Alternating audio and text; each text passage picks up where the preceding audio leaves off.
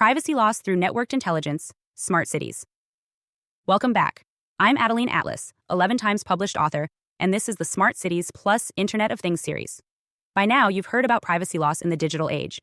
You've heard about how our personal data is being harvested, sold, and used for everything from targeted ads to predictive policing. But in the age of smart cities, privacy loss isn't just a threat. It's a design feature. And it's happening on a scale we've never seen before. In a connected city, privacy isn't something you lose after opting in. It's something you give up automatically. The very infrastructure of smart cities is built to extract, process, and store your personal data without you even noticing. Your location, your behaviors, your movements, your transactions, your interactions, all of it becomes public property the moment you enter the network. Every device, every smart service, every transaction in a smart city is connected to an omnipresent, always listening, ever-absorbing network that is constantly tracking you.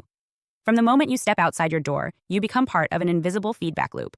A system that sees you, tracks you, and responds to you, but that never asks for your consent. The question is not whether you've agreed to it, it's whether you can escape it. This episode will break down how networked intelligence, the convergence of IoT devices, surveillance infrastructure, and AI, loses us more than privacy. It transforms us into assets. It reshapes us into data points, subject to manipulation, scoring, and sorting by unseen algorithms. This is not a future risk.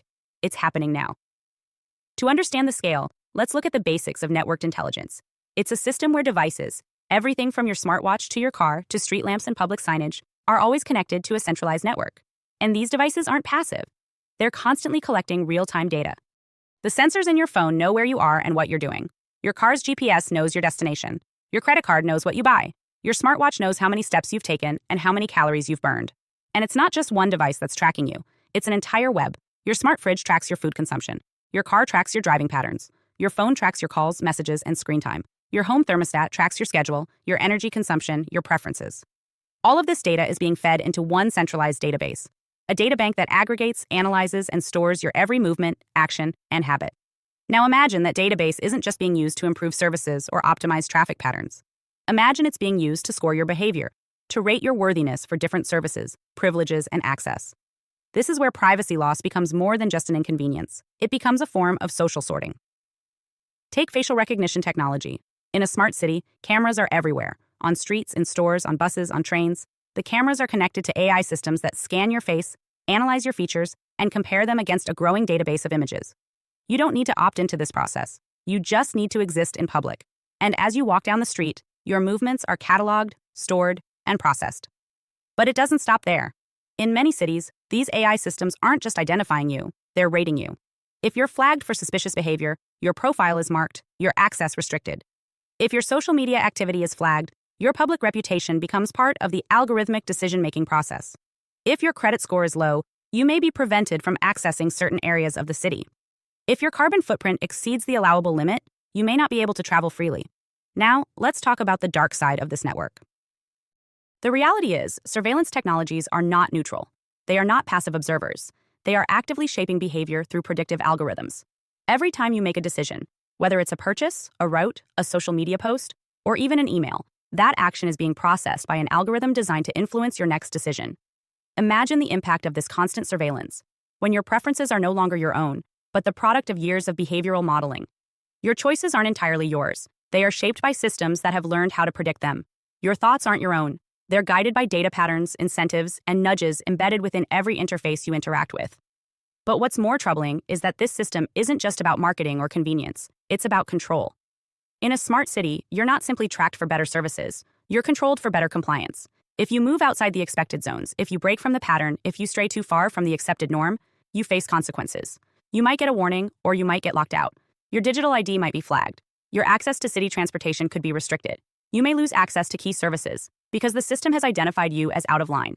In the worst-case scenario, you could be completely locked out of the system, unable to access transportation, services, your own funds, your data. You've been marked, and now you're invisible to the system. When that happens, you're no longer living in a city. You're living in a locked zone, a space where movement isn't free, where access isn't guaranteed, and where your personal autonomy has been replaced by a compliance score. Now let's go even further. Imagine your biometric data, your face, your fingerprints, your voice prints, your walking gait, even your heartbeat, is being used as your ID. In a world where everything is tracked, this data becomes your new identity. It's not just your passport, your ID card, or your phone number that defines you. It's the biometric data the system uses to define, score, and assess your value. And this biometric information isn't just used for access. It's used for scoring. Your movement through the city is recorded, and if you're flagged for suspicious behavior, you might lose access to critical services or resources. If your biometric data doesn't match the system's ideal profile, your rights could be diminished. If your actions deviate from the city's approved narrative, your social credit may plummet, restricting your ability to move, buy, or even speak. In a smart city, your biometric data is your passport. It defines how free you are. But here's the problem. You never consented to this passport system. The day you walked into the city, the day you synced your devices, the day you uploaded your ID, you became part of the network, whether you liked it or not. What happens when every public space is monitored? When every transaction is tracked? When every human movement is recorded, processed, and used to assign value? We've already seen glimpses of it. From the airport facial recognition gates to smart doorbells that track every person who enters your home, we're already living in an environment where our physical selves are being redefined by the data we produce. But in a smart city, this surveillance extends far beyond your front door. It tracks your every step, your walk down the street, your entry into a store, your visit to a park, your stop at a cafe. And it's all fed into the centralized network, a database that defines who you are, where you belong, and how free you are to roam. The most unsettling truth is that this data isn't just private. It's public property. It's sold. It's traded. It's exploited. You are not just a person in the system. You are the system's product. And that, right there, is the most insidious privacy loss of all. You are no longer an individual. You're a set of data points, tracked, stored, categorized, and manipulated by systems that don't care about your privacy. They care about control. The real question isn't, what are you willing to sacrifice for convenience? It's, what happens when your identity is no longer yours?